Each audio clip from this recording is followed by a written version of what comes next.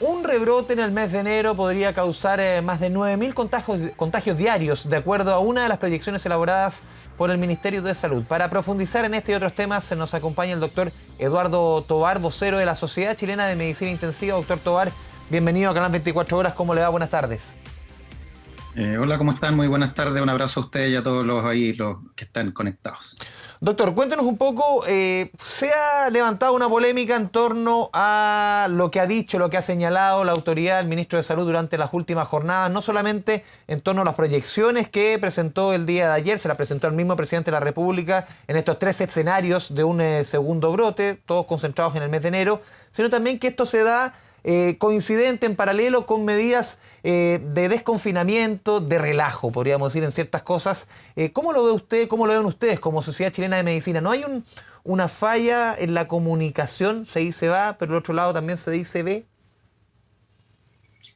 Yo creo que es importante lo que tú mencionas del punto de vista de mantener la percepción de riesgo de la comunidad. Cuando la comunidad ve que los mensajes más bien tienden a ir liberalizando, a ir abriendo, a ir por ejemplo, el tema de los vuelos y bajando algunas medidas que durante largos meses se han ocupado para reducir la transmisión del virus, es complejo que de repente sea una noticia que va un poco en la otra dirección. Ahora uno entiende que la autoridad es legítima desde el punto de vista de dar las señales y es un riesgo que todos sabemos que nos puede pasar, porque es cosa de ver todo lo que está pasando en el hemisferio norte, lo que pasa en Estados Unidos, en otros países de la región.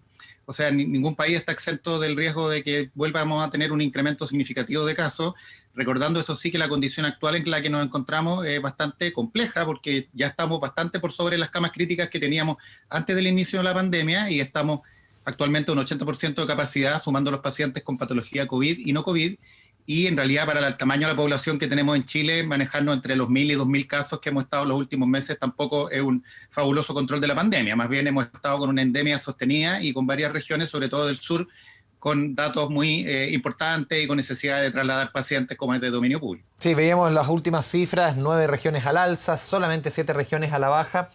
Y se vienen fechas bien significativas, doctor. Se viene fin de año, la Pascua, Año Nuevo. Se viene el eclipse ahora, el 14 de diciembre. ¿Cuál es su recomendación respecto, por ejemplo, a este primer evento, que es el eclipse en la región de la Araucanía, ahí concentrado para las personas que quieran ir? ¿Cuál sería la recomendación de parte de usted o de la Sochimi? Porque también la región de la Araucanía es de las zonas donde se están viendo números preocupantes. Yo diría que en general todas las actividades masivas, más allá de que sean al aire libre y respetando distancia social, representan un riesgo. Sabemos que la tasa de transmisión baja significativamente en la medida que tengamos un mayor confinamiento y que usemos adecuadamente la mascarilla, y en la medida que tengamos más gente que se traslada, más gente que se reúne, que eventualmente en contextos familiares o de grupos familiares ya más ampliados, no usan las medidas, se aumenta el riesgo de transmisión, sobre todo si este evento ocurre en una zona en la cual, por ejemplo, Temuco está en cuarentena. Entonces, es bastante contraproducente que tengamos movimientos significativos de personas a una región y una zona que se encuentra con una elevada tasa de incidencia de la infección por SARS-CoV-2 en estos momentos.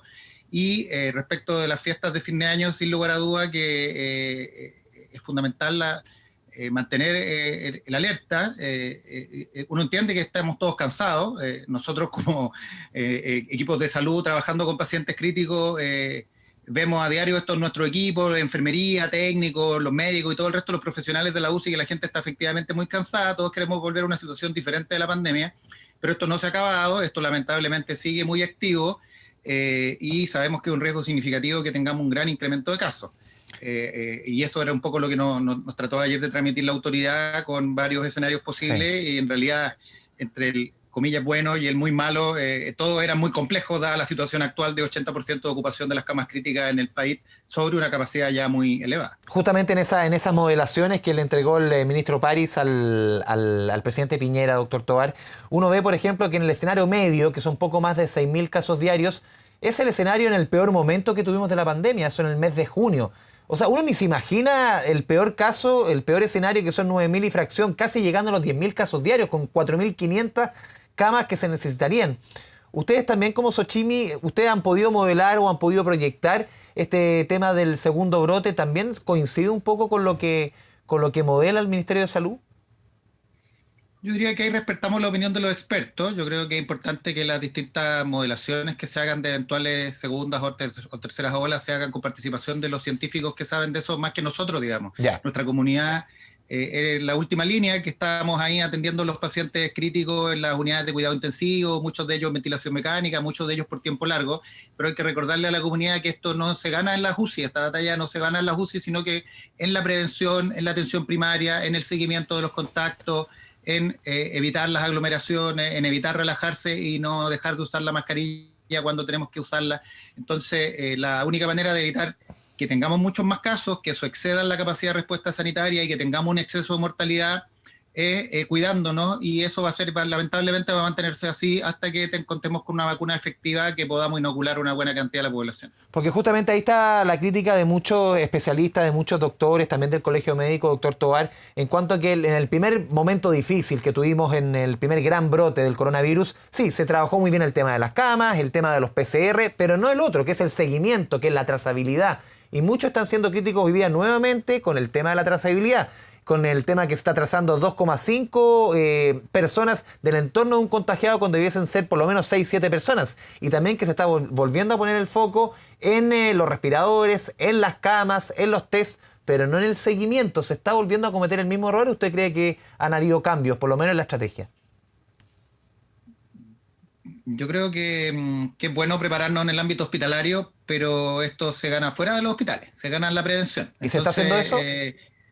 Yo creo que eso se puede mejorar sin lugar a dudas. Algunas cifras que presenta, por ejemplo, iCovid y las iniciativas de las universidades que están reportando datos de forma independiente, hay mejoría de algunos indicadores de seguimiento.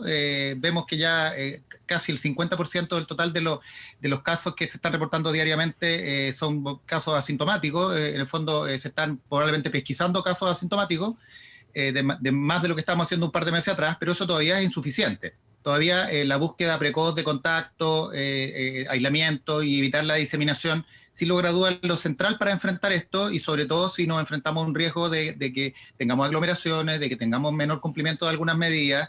Después se nos viene la época estival, de mucha gente con legítimas ganas, digamos. Si a todos nos gustaría estar en la playa en otras condiciones, pero tenemos que ser bastante acordes a la situación que estamos viviendo, ser responsables y lograr de alguna manera mantener el alerta, sobre todo porque si los más jóvenes, o los adolescentes, las jóvenes, la población que en general tiene menos percepción de riesgo, es la que después se infecta, llega a la casa y es el papá o es el abuelito hipertenso, diabético, que finalmente llega a nuestras unidades, que tiene más riesgo de fallecer, y ya la capacidad del equipo y del equipamiento, de todo lo que tenemos como país para ofrecer de camas críticas es bastante limitado. Hay opciones de crecer, pero el foco no debe estar ahí. El foco debe estar en la prevención, que es lo central para el manejo adecuado de esta pandemia, y eso lo enseñan los países que han tenido éxito en esta materia. Usted lo deslizaba en una respuesta hace algún rato, hace algunos minutos, doctor Tovar. ¿Cómo enfrentarían ustedes, los intensivistas, en las unidades críticas, unidades de urgencia, ese peor escenario? Uno se imagina 10.000 casos diarios, 4.500 camas que se necesiten, con un año para ustedes que ha sido, y para el rubro médico, un año, pero quizás no existe adjetivo para poder calificar el año que han tenido. ¿Cómo lo ven ustedes en ese caso del peor escenario? ¿Cómo se enfrenta? Claro, uno dice, tiene que echarle para adelante, pero también hay un tema psicológico, psiquiátrico. ¿Cómo lo ven ustedes, ese peor escenario?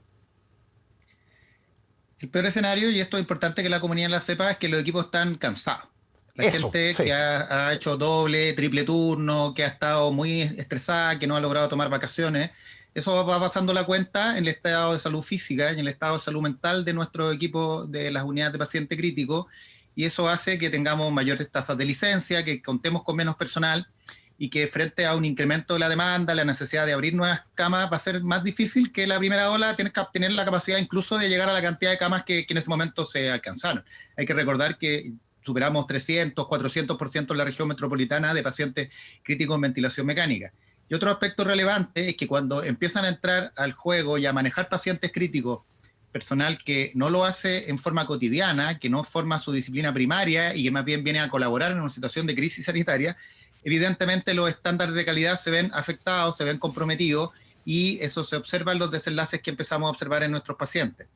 Así que no da lo mismo que el sistema esté muy estresado o que sobrepasemos la capacidad del sistema sanitario, porque eso lamentablemente va a significar muchas muertes prevenibles. Entonces, el foco es prevenir muertes innecesarias de nuestros compatriotas, y por eso el esfuerzo tiene que estar en la prevención, más allá de, obviamente, las coordinaciones y esfuerzos que tenemos que hacer con las autoridades y todos los agentes en tratar de organizarnos lo mejor posible en el ámbito hospitalario. Doctor Tovar, le agradecemos este espacio, esta conversación con Canal 24 Horas, un tema tan importante y con estas proyecciones, estas modelaciones que tanto nos preocupan. Muchas gracias, doctor. Muchísimas gracias, buenas tardes, y por cierto a toda la comunidad a seguir alerta y cuidándonos todos. Chao, chao.